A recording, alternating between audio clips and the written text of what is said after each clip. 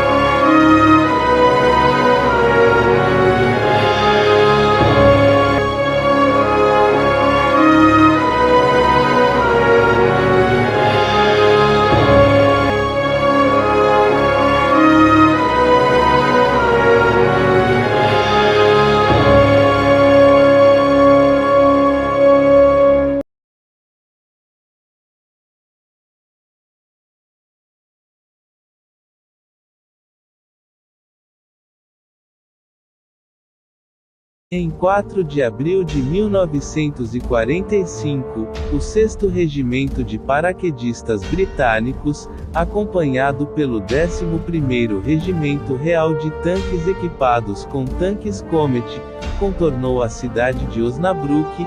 Ao redor deles a maioria das forças alemãs estavam se rendendo e marchando para o oeste em direção aos campos de prisioneiros.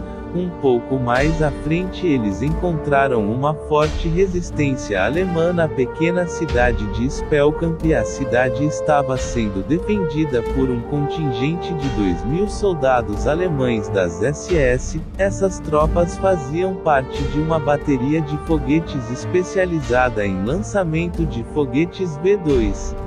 Esses foguetes B-2 não eram apenas foguetes comuns. mas foram especialmente adaptados para lançar ogivas atômicas e gás nervoso tabum em uma última ação defensiva para o regime nazista. A inteligência aliada foi avisada pela captura de um granadeiro alemão da SS chamado Plumayer. Sob interrogatório dos Estados Unidos, Plumayer contou uma história fantástica sobre uma fábrica subterrânea camuflada para bombas atômicas e enchimento de foguetes V2 com gases nervosos. O complexo que se estendia da cidade de Liège à cidade de Espelkamp e era ligado por 50 quilômetros de túneis subterrâneos com a cidade de Minden. Foi esse complexo que o regimento alemão das SS estava desesperada para defender até a morte e também a razão do ataque britânico à cidade. O outro objetivo da missão era se conectar com um ataque americano à cidade de Minden, que fica 20 quilômetros a leste de Espelkamp e é conhecido por um labirinto de túneis da Segunda Guerra Mundial que se estendem por mais de 50 quilômetros, a maioria dos quais estão selados desde o fim da guerra. Na mesma área, o gás nervoso tabum também estava sendo carregado em foguetes V1 e V2 para uma ofensiva contra as forças aliadas.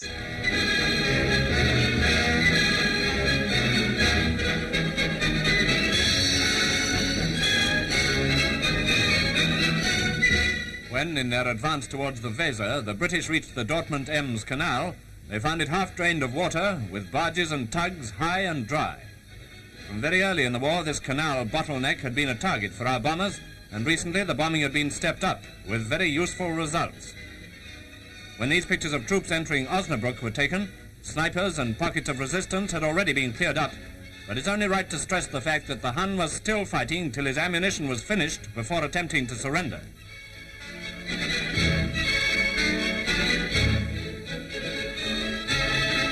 There were large numbers of slave laborers left behind in Osnabrück, Italians, Russians, French, Dutch and others.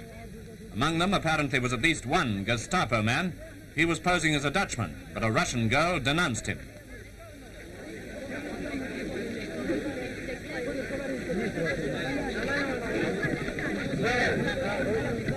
Eventually, he was marched away for interrogation, while the crowd of workers made their feelings perfectly clear with ironical cheers.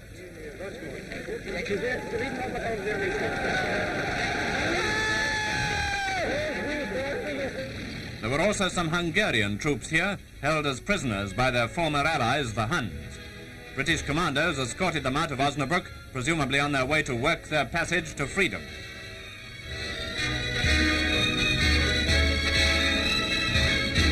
Near the town of Bromskirchen, in Germany, the Allies captured a whole trainload of V2s. Part of the train had been strafed by fighters, but a number of the rockets were undamaged.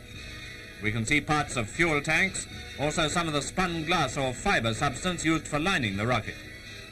These long-range weapons had a comparatively small degree of accuracy, but who knows how they might be developed if we ever permit Germany to make war again.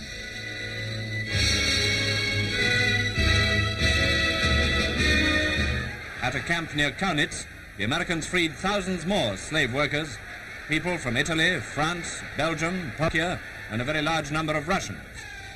Naturally, they could hardly believe at first that they were really free again, but they soon began to express their feelings. The Russians said that 30,000 of their people died in this camp. Here's part of one cemetery which certainly seems to bear out their story, a pointer to many appalling hardships and brutalities. It's to be hoped that neither the peoples nor the governments of the Allies will ever forget that these things really did happen. These girls, Jewesses, with a crude yellow cross daubed on their clothes, were made to work in an ammunition factory. Every one of them had an identification number tattooed on her arm. Whatever happened or was done to their hands, it's pretty obvious that medical attention was conspicuously absent.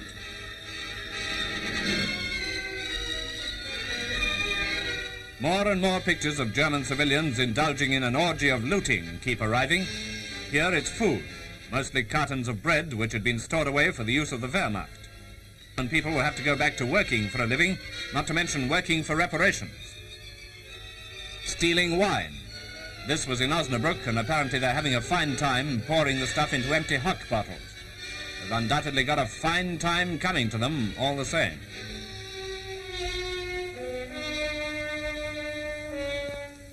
Finally, looting at Wertheim.